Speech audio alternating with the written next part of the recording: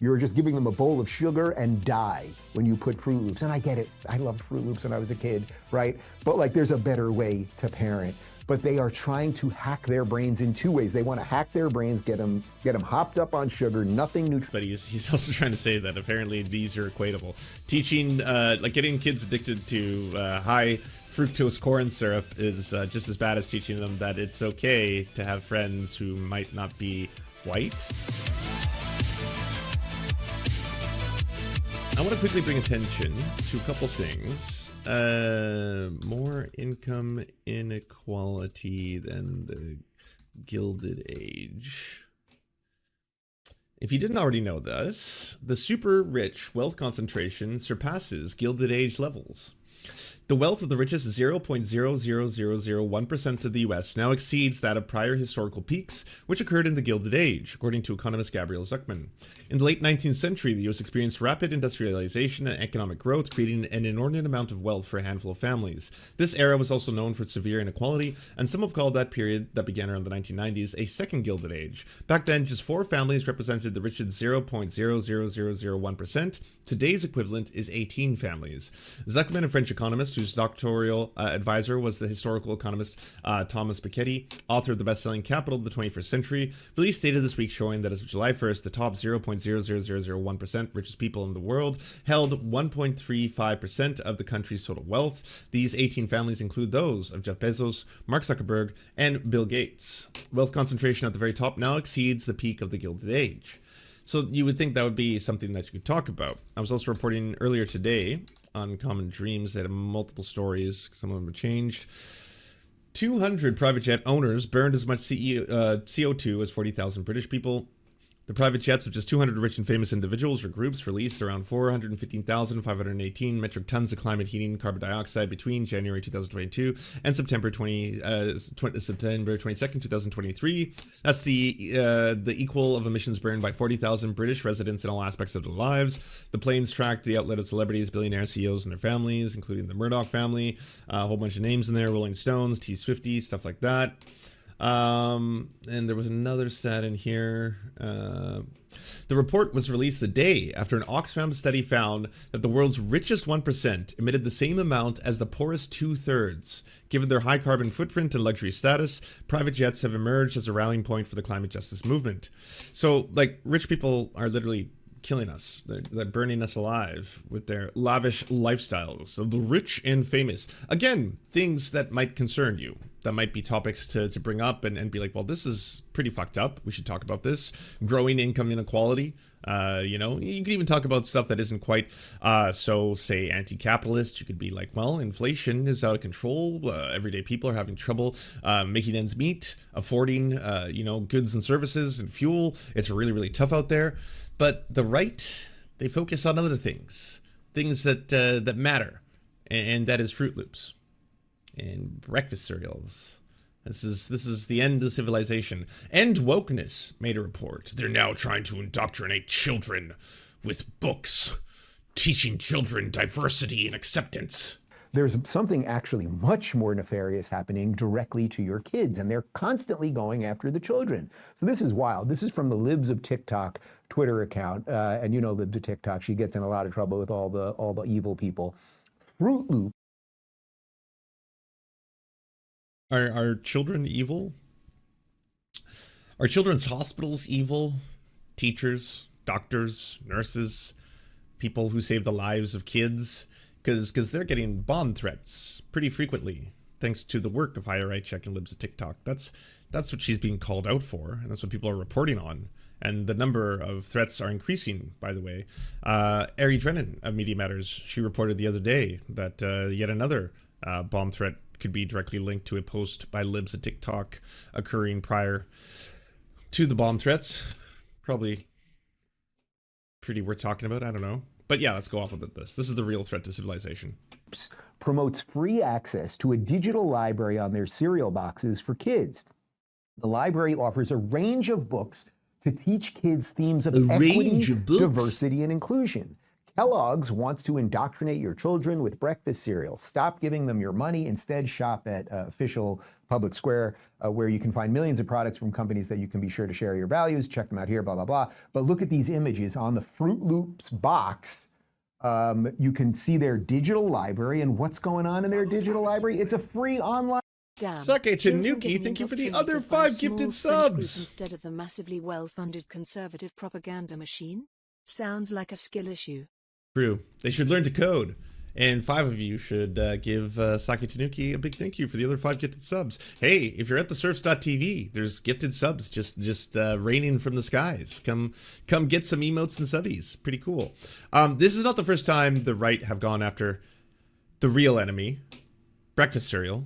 I'd like to point out that James Lindsay called it groomer cereal when they put on the box he, him, she, her, they, them, add your own. This is enough to accuse them of soliciting children for sex or trying to rape kids. But yeah, that's it to be called a groomer by James Lindsay. Cool stuff. Really helping the world. You know, in a lot of ways, just the culture war obsessed right wing are pretty much a gift to the libs, because at any given time, they can just point to the fact that, like, well, what does the other side offer you? Because yes, we're inept and we're terrible, and we really posture a lot, and we're really obsessed with identity politics more than we are actually fixing material conditions and improving people's lives, especially of the very minorities that we usually prop up and use in order to justify a lot of our inadequacies. But we're not like them. I mean, what you gonna get here? You know, the war on cereal. I mean, if you're going to go after cereal, how about the fact that it's terrible for children? Like, it's really unhealthy. It's like it's giving drugs to your kids. You're just getting them addicted to very, very high volumes of sugar. Don't feed your kids Fruit Loops. They're bad for you. They will make your kids sick, and they'll make them, again, heavily dependent on sugar. That's what you could go after. But instead it's, well, they're trying to teach the evil things. That apparently it's okay to have diversity. And to, you know, hang out with people who are different than you, with different skin colors. Yeah, different features. Apparently that's something they want to promote, acceptance. Library of equity, diversity, and inclusion, family-centric content, including books, podcasts, and more, created in partnership, blah, blah, blah. All of this, it is, first off, if you are giving, I have 2 young children, like, they have had basically no sugar. They're eating organic, they're eating real foods. These kids are huge, great, happy, and healthy. And I will never, the idea of giving them just a bowl of pure sugar, you're just giving them a bowl of sugar and die when you put Fruit Loops. And I get it, I loved Fruit Loops when I was a kid, right? But like, there's a better way to parent. But they are trying to hack their brains in 2 ways. They want to hack their brains, get them hopped up on sugar, nothing nutritious. Okay, well, I stand corrected. He's covering all the bases, but he's also trying to say that apparently these are equatable. Teaching, like getting kids addicted to high fructose corn syrup is just as bad as teaching them that it's okay to have friends who might not be white. In the first place, and then, oh, you're all hopped up on sugar, now go to our website where you can learn that you're racist. And then you got this little 5-year-old who's hopped. No. Guess what, Dave? Unless you're a racist, learning that diversity is good is not a problem. But if you're a racist, if you don't want diversity, if you want to have like a pure white ethno-state, then yeah, you might be offended. I mean, hey, let's take a look at this. Let's see the horrors of the free library for children. Dun dun dun. My God. Look upon it, my friends. The Eye of the Beast, Beelzebub, 666, the Dark Prince. That's right. This is the face of child indoctrination before you. Maggie's chopsticks. My city speaks. My words flew away like birds. Next door. My God, what is this? Disgusting. David jumps in. Into what? Satan's armpit? Going up. Wow. The red bicycle? Red? Like communism? 111 trees. Soon to be 666 trees. Like, genuinely, what the fuck? What is wrong? What is wrong with any of this? I'm sorry. What? Let's see what next door. Let's do some reading. Tyrannical Rex, thank you. With the message, it's red like commie blood. See, that was my reading. It teaches diversity and friendship. Friendship? Whoa. So movers moving in. There's not even lyrics or words. It's just pictures. Like walking down the street, wave, and playing some music, waving at the people on the street. Going to the park, seeing some birds. Okay. Getting some cookies, buying some flowers. All right. Walking down the street. You drop the teddy bear, and then learning sign language. Are you okay? Yes. And then you get a cookie. We're halfway through. I'm sure the indoctrination is about to come. Going home, knocking on the neighbor's door. Ah, here we are. What is this?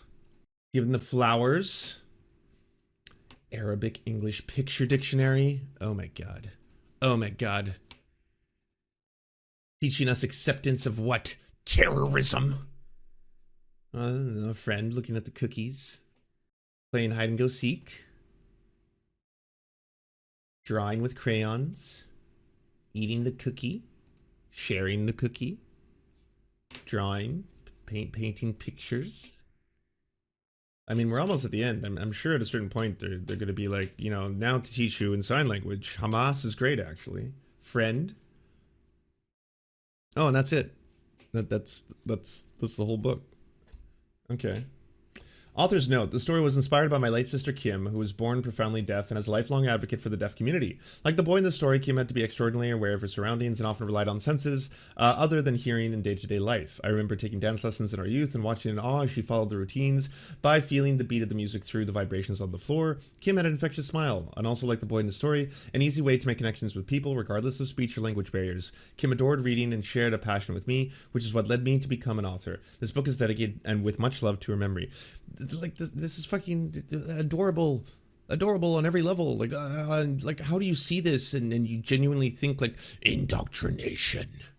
How dare they do this to our children? I mean, meanwhile, this is going on. It's really my pleasure and great honor to introduce to you a fellow warrior for truth. Superintendent of Public Instruction Ryan Walters it was heartwarming. Has come out all the way from Oklahoma, not only to announce our partnership, but to continue figuring out ways to work together and expand PragerU beyond what we've already done. And I'm gonna tell you something really cool about Ryan, because Ryan is not a typical politician, which is why he probably has this much courage. Ryan was a history teacher. And what I love about Ryan is that he totally gets it and he loves kids because he was there in the classroom. And one of the first things that Ryan and I connected on was that we said I hate him. He's caused so much mayhem in the city of Tulsa. America really. is the only country in the world that is teaching its children to hate its own nation.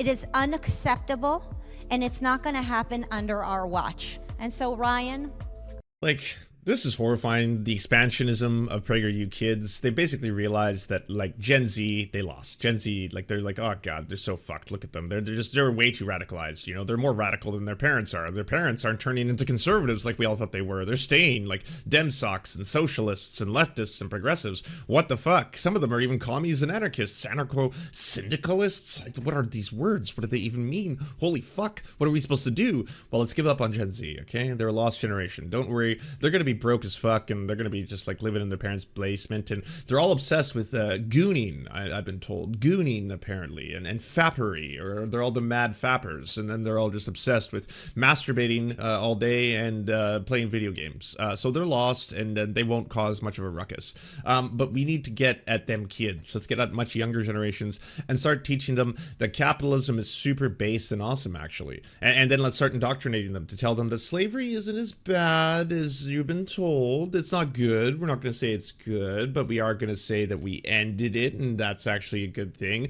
And let's just lie and say we were the first country ever to abolish slavery, because America's amazing. And you also have to be a hyper-nationalist. We'd like you to all become super hyper-nationalists who basically are ready to defend the national interests of America at any given time. And also, don't teach you diversity is our strength. No, no, no. We'd like everyone to just basically separate. Okay, don't make friends with people of different ethnicities or races, or if they have different abilities, or different genders or stuff like that. No, let everyone just separate all the time. I am so proud to be your friend and to serve alongside you. Thank you for being here for this ribbon cutting event. It means the world to me. You are so kind with your comments, and I want to tell you all, being the state superintendent of education in Oklahoma, I've seen what's gone on around the country, seen what's gone on in our state, and Marissa and I have talked about this. We literally have an education system that has been indoctrinating kids with radical left wokeism. Man, this is so fucked. It's so scary. Genuinely. In a lot of ways, the right's obsession with culture war issues that absolutely do nothing for the general population except get them really mad about phantoms, specters, ghosts, things that aren't real, just apparitions. That's all it does 24/7. Oh, Gillian Mulvaney makes me so mad. I hate her. Oh, did I say her? Fuck. Pronouns. My one true enemy. Pronouns. And it's like, how is this helping your lives? Is this getting you healthcare? Is this making your working conditions better? Are you getting better pay, better hours, overtime pay, anything, unionization? Does any of this help your life? Or does it just keep you angry at things that aren't actually destroying your lives? And again, your fear of wokeism, the woke mind virus, the wokery, the great wokening, all of those kind of things. It's like teaching real history is not racist towards white people. It's not. The only people who should be offended by learning that slavery was bad, the North Atlantic slave trade was bad, and white supremacy is bad, the only people who are going to be offended by that are white supremacists. White supremacists were like, what? No, must maintain hierarchy, must be at the top. For decades. And we've all sat around the country and we've seen it. And unfortunately, we've seen one of the most evil manifestations of that with the anti-Semitism on our college campuses.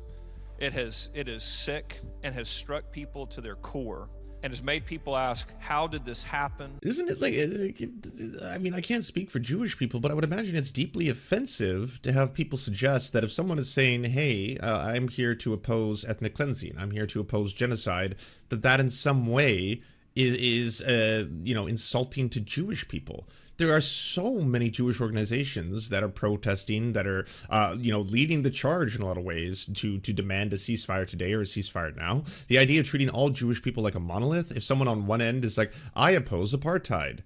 Well, what are you saying about Jewish people? Absolutely nothing, actually. I oppose apartheid. This is completely independent of Jewish people. Because, again, not all Jewish people are involved in apartheid. Not all Jewish people support apartheid. There are many Jewish people who do not support it. And why would you assume that? If I say that I'm against apartheid, aren't you? Were you against apartheid in South Africa? Well, I mean, that's anti-Semitic. How is that anti-Semitic? What are you talking about right now?